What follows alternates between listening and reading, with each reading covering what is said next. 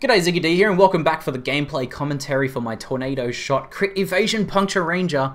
If you want to check out a bit more of a build guide, preliminary build guide, not the final build guide, but a preliminary one, check out the link in the description. This is just going to be a gameplay commentary, so this assumes that you know how the passive tree works and how I have geared, and in this one I'll show you actually how to use everything essentially. And I'll go through things as they come up into situations. I've done, this is 70, I think I've done some 72 and 73 maps now. I just haven't been building up my map pool very successfully lately. I'm actually having some pretty bad RNG. Now porcupines are usually pretty dangerous, but because we're on Guile, their bursts count as projectile attacks, and you'll see that unless we're very unlucky, none of those guys will actually ever hit us. So we're pretty much immune to things like that, which is very nice, because if you've ever played an armor-based character, you know these guys hit very hard. These guys here are also projectiles, so we know we're immune to those. Any of that projectile stuff you're pretty much safe against, unless there's a lot of projectile stuff there going absolutely ham, in which case you'll want to pop your Jade Flask.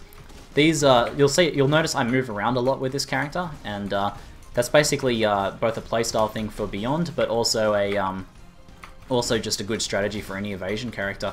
So, we just spawned some Beyond mobs. What I'll do is I'll puncture the rare mob, and then I'll just attack them with Tornado Shot. What that does is that if they're not moving, it amplifies the damage they're going to take from the puncture, and they will bleed down as they chase us. There's also the boss there, so I'm actually going to puncture the boss. What I'll actually do is I'll curse the boss just there. My mana isn't fully sorted out, and I'll puncture the boss here. You usually want to go for a crit puncture and then switch to Tornado Shot. So there's the crit, I'll switch to Tornado Shot, and I have a culling skill, so I'll finish him off with the culling skill. You'll notice that single target on this build is insane. I can pretty much one-shot most Exiles, and I can almost one-shot Piety, and most rares and stuff I'll one-shot once I get that crit puncture. So it is pretty insane stuff. Looks like I have a Vagan one. Oh! So Vagan can be scary. He can spawn with Resolute Technique, and as an evasion dodge character, Resolute Technique counters you pretty damn hard. But he can also be easy if you can get a nice crit puncture on him. So I might do this. This could be entertaining at least, just for the purposes of this video. So after I level up reduced mana a little bit more, I will have... currently there's an awkward spot after I cast my curse, where there's a 1 second there where I can't cast Tornado Shot, or I can't use Tornado Shot, so that'll be sorted out with a few more levels on reduced mana, but otherwise everything's working pretty nicely.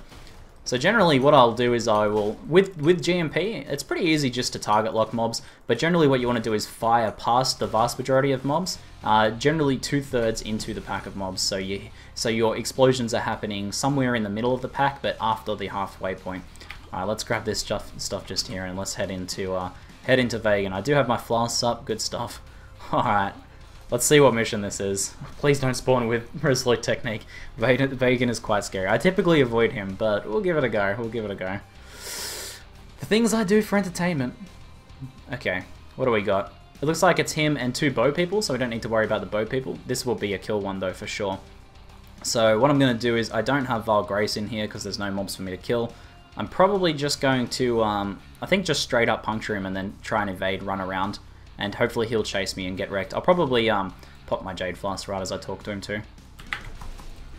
Alright, so we got the crit puncture on the first go, so I'm just going to let him bleed out. This is the part where you fall down and bleed to death. Alright, the puncture's worn off. If you have a quality puncture, it lasts longer and is even more potent. Alright, he's used his flask, so I'm just going to kite him around for a while. And this fight makes me very nervous. Come on, come out from the pole. Let's kill these guys here. Those guys are pretty tanky, surprisingly. They actually have unique mob names, but they're not dangerous at all. He did hit me with that charge. Didn't do too much damage though, thanks to the lightning coil. He's gonna flask up again. We just puncture him again. We just get him to kill himself with the shield charges, and there we go. There's the kill. All right, good stuff. Awesome. That's how I deal with Vagan. He's a bit scary. Okay, so continuing on. Generally, the strategy is going to be to curse the pack, and then just follow up with your Tornado Shots. If you are very active with your Assassin's Mark, you will get power charges back all the time, which is pretty good. As long as you're clearing pretty fast, you will stay at 4 power charges a lot of the time. There's 4 power charges just there.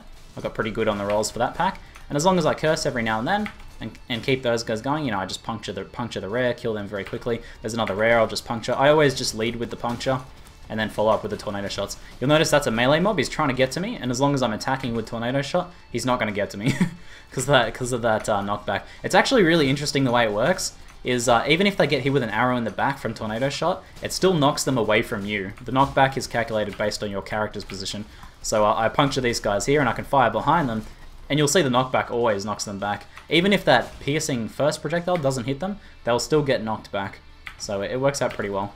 This has been a pretty good map roll in terms of mobs. None of this stuff is particularly dangerous for us. You'll see that a huge amount of... That right there was pretty one-shotty, but lucky Ondar's Guile evaded all but like one of the hits it looked like. This is a reflect mob just here. We are pretty much immune to reflect, but if we're a bit worried, you can use your Jade Flask to help out there. So let's just continue exploring through here. Yeah, but I won't worry about loot for the purpose of this. I'll go back and loot after the video. Okay, so Skelly Pack, just that one awkward second where I can't use the Tornado Shot. Then I just follow up. Just continue by trying to shoot behind the vast majority of stuff. GMP seems to do a pretty good job of single target. LMP is a little bit better, and for boss fights like Piety and stuff, I'll often switch to LMP. And with lesser multiple projectiles than Tornado Shot, you really want to fire just behind the mob, which means targeting like trying not to name lock. So there's a few ways you can do this. You can just try and like look behind them like that and click behind them like that. Or what you can do is you can actually fire on the ground and then just aim behind them. If you're firing on the ground and move your mouse, you won't name lock. So what you can do is sort of when there's a larger pack, you can just start. Let's group up a bit of larger pack here. I'll curse them, and then I'll be killing this guy, and then I can just move around my attack basically just behind them, and you'll get the most effective DPS that way. But GMP is really easy to use. LMP is quite hard to use on Tornado Shot, requires a fair bit of practice, but GMP is not too hard to use at all. As long as you're targeting sort of in the middle to the last 2/3 of that pack, you're going to be in pretty good shape. Now I should actually have Smoke Mine equipped here. Let's go ahead and kill these guys real quick. And let's check out this one. What have we got? Additional nearby monsters, detonates nearby monsters, so gotta watch out for that. Cast Random Curse, not too bad. So what I'll do is I'll just put this mine just here, and then I just simply open it and detonate the mine. I'll chuck my curse down, watch out for any corpses, and then just fire some Tornado Shots into there, and absolutely wreck everything.